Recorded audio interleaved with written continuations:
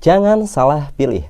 Saat kalian akan merakit PC, pemilihan motherboard itu harus diperhatikan, yang dimana untuk soket dan chipset dari setiap motherboard itu menentukan seberapa bisa untuk kalian upgrade dan seberapa canggih fitur yang dapat didukung. Dan tentunya part lainnya itu harus support juga dengan motherboardnya.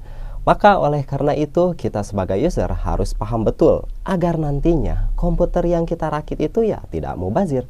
Intinya tidak kemahalan dan tentunya sesuai dengan kebutuhan kalian. Oleh karena itu kali ini gua akan bantu jelasin salah satu soket dan beberapa chipset dari motherboard AMD yang gua ambil menjadi beberapa poin. Pertama, kita akan bahas tentang soket AM5.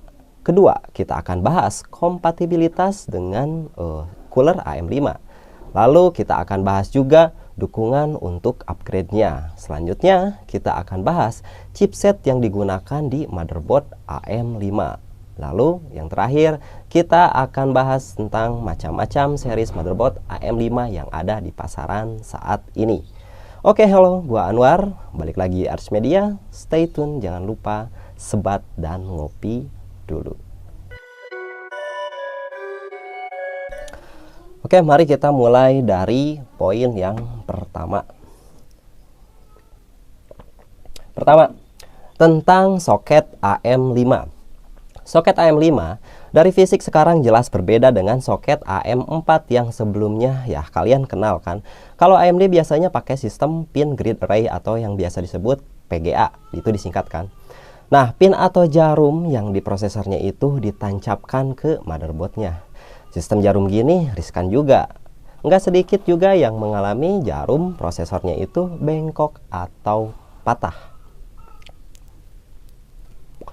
Nah, di AM5 ini sekarang dia sudah menganut Line Grid Array atau yang biasa disebut LGA, seperti yang biasa digunakan di soket Intel. Sebelumnya pada seri Threadripper-nya juga AMD sih udah pakai LGA. AMD AM5 jelas memiliki banyak benefit dibandingkan generasi sebelumnya. Khususnya dari sisi potensi performa, salah satu yang terbaik diantaranya adalah dukungan memori DDR5 dan PCIe generasi ke-5. Oh iya, prosesor yang mendukung di soket AM5 ini saat ini yaitu Ryzen 7000 series. Jadi untuk series 5000 dan di bawahnya itu sudah jelas tidak dapat digunakan di soket AM5 ini. Ya kan 5000 series itu masih PGA atau AM4 dia soketnya. Kedua, mari kita bahas tentang kompatibilitas dengan cooler AM5.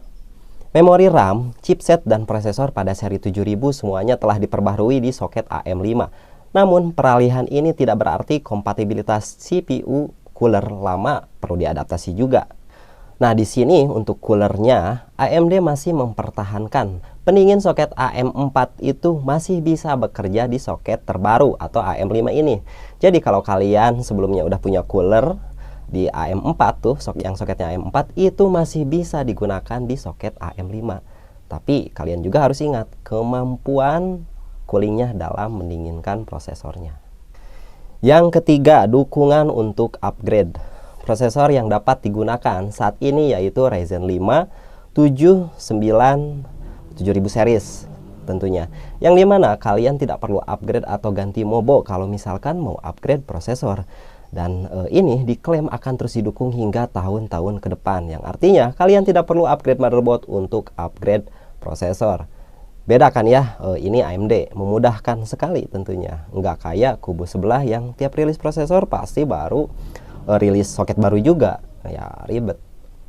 Selanjutnya kita ke poin 4 mengenai chipset yang digunakan di motherboard AM5. Saat ini ada 5 chipset AM5 yang gua urutin dari yang biasa hingga ke yang overkill. 1. Ada chipset A620. Motherboard dengan chipset A620 ini cocok buat kalian yang membutuhkan performa cepat tapi tetap hemat daya. Sudah mendukung AMD Expo yaitu fitur overclocking pada RAM DDR5 seperti XMP lah ya pada Intel. Motherboard A620 ini dibanderol di bawah 2 jutaan untuk harganya. Selanjutnya ada chipset B650. Motherboard chipset B650 Bisa dibilang fondasi awal para gamers dan kreator yang menginginkan performa menyenangkan. Tentu dengan AMD Expo dan dukungan opsional PCIe generasi kelima untuk drive NVMe-nya. Oh ya, untuk motherboard chipset B650 ini tidak semua mendukung PCIe generasi kelima. Jadi tergantung vendor dan serinya juga. Motherboard ini dibanderol mulai dari 2 jutaan aja. Lalu selanjutnya ada chipset B650E. Motherboard chipset B650E ini E-nya itu singkatan ya dari Extreme. Dari nama chipsetnya juga itu sudah ekstrim, pasti performanya itu di atas rata-rata lah ya tentunya. Yang cocok untuk kalian para gamers dan kreator yang memiliki minat serius. Jadi kalau udah serius tuh gamingnya, udah serius kontennya, ya udah pakai motherboard ini. Kalau udah serius gini mah ya harga udah nggak jadi masalah kan ya. Begitu. Lalu selanjutnya ada chipset X670. Motherboard chipset X670 ini performnya bisa dibilang sama dengan B650. Cuman ada plus-plusnya tuh, seperti dukungan fitur, port yang lebih banyak, dan slot PCIe yang lebih banyak pula. Dan yang terakhir ada chipset sang raja, X670E, ekstrim lagi. Motherboard ini yang terekstrim dibandingkan chipset lainnya, yang mendukung para gamers dan pro player, lalu overclocker atau profesional lainnya itu mendukung. Jadi chipset X6 berapa ya? X60 Extreme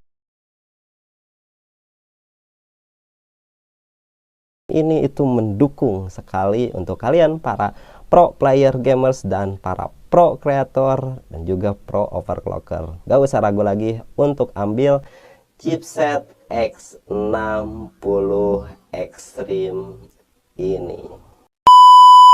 Nah, untuk perbandingannya antara chipset A620, B650, B650E, X670, dan X670E, kalian bisa lihat tabel berikut untuk perbandingan antar chipsetnya. Silahkan.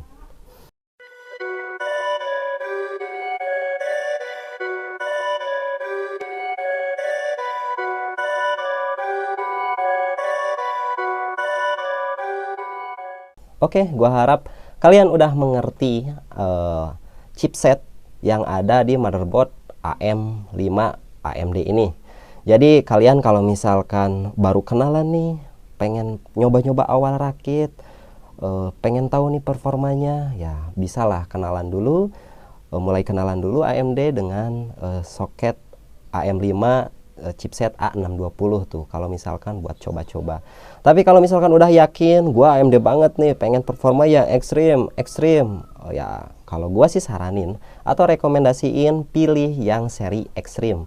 Bisa ambil B650 ekstrim atau langsung aja yang ke X670 ekstrim. Oke, gitu aja dari gua. Jangan lupa subscribe. Kalau misalkan ada yang lain atau yang perlu ditanyakan, silakan kalian isi di kolom komentar. Gua Anwar, sampai jumpa. Bye.